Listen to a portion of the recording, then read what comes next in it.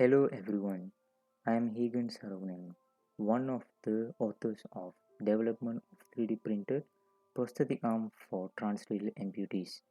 Today we will have a look at our innovation. Let's begin with a brief explanation about amputation.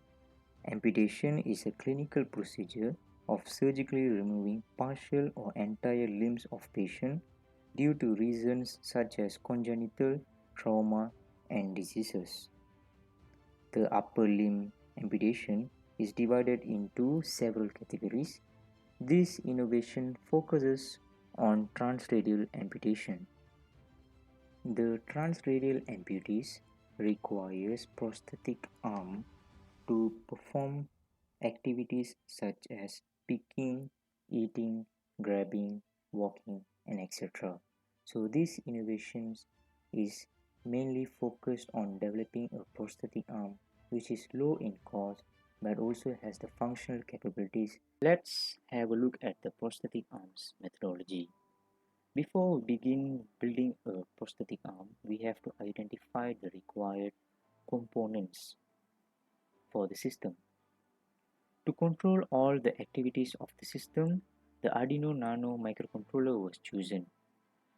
To control all the finger movements, a higher torque servo motor was implemented in the system. Thirdly, to power up all the components, a rechargeable 6-volt battery was chosen with a higher current rating. To control the finger movements of the prosthetic arm, an EMG sensor was integrated into the circuit. The chosen EMG sensor consists of a single dry electrode plate, which is much more superior compared to the gel electrode EMG sensor, where the dry electrode EMG sensor is much more beneficial to the consumer as it lasts longer comparatively. The AutoCAD Fusion 360 software was used for the design process. The design was simulated and also analyzed, and it was converted to an STL format for 3D printing process. The STL files were sent to a 3D printing manufacturing factory, and the design was collected and assembled through the screw-in method. The electronic components were assembled and the testing was done vigorously to obtain an operational prototype.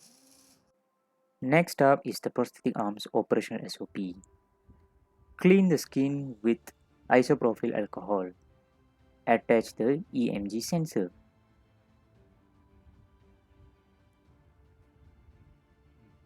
Connect the EMG sensor to the recorder module. Turn on the prosthetic arm. Flex the targeted muscle group to contract and relax the fingers of the prosthetic arm. The prosthetic arm was able to hold objects such as handphone, screwdrivers, and also bigger size objects. As a conclusion, the 3D printed prosthetic arm for transradial amputees have been successfully manufactured through 3D printing, and the prosthetic arm is able to control through EMG muscle movements.